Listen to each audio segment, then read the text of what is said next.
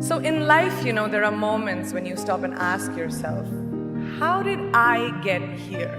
Like, why am I standing here? Well, this is definitely one of those moments for me. And I find myself going back to the beginning, back to my roots. I was born to incredible parents, amazing parents who served as doctors in the Indian Army. I was the firstborn. And as far back as I can remember, I made my parents very proud and happy 99% of the time. Okay, slight exaggerations of personal achievements are allowed from time to time, don't you think? My brother was born a few years later, and even then, nothing changed for me.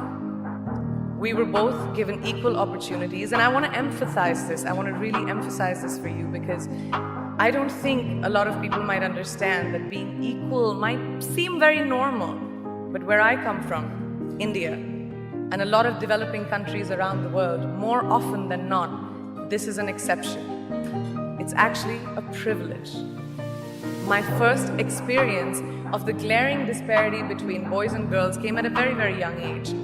I grew up in a middle-class family with extremely philanthropic parents who constantly reminded me and my brother how lucky we were and how giving back to those who were less fortunate was not a choice. It was a way of life. Simple.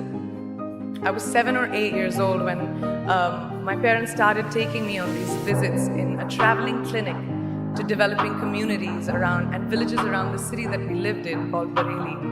We were packed into this ambulance and my parents would provide free medical care to people who couldn't afford it. My job at the age of 8 was assistant pharmacist.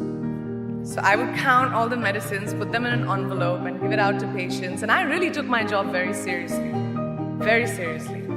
But the more I went on these expeditions, the more I began to notice the simplest things that distinguished a boy from a girl or a man from a woman. For example, girls were pulled out of school when they hit puberty because they were considered ready for marriage and babies. That's 12 and 13, while boys still enjoyed their childhood. Or basic human rights such as healthcare were denied just because they were women.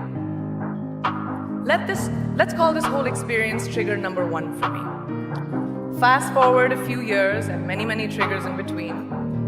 Like a producer-director, for example, early on in my career, I must have been about 18 or 19, telling me that if I didn't agree to the ridiculous terms or painfully low salary in his movie, that he would just replace me. Because girls are replaceable in the entertainment business. That was a memorable one. Made me decide to make myself irreplaceable. But I think what really moved the needle for me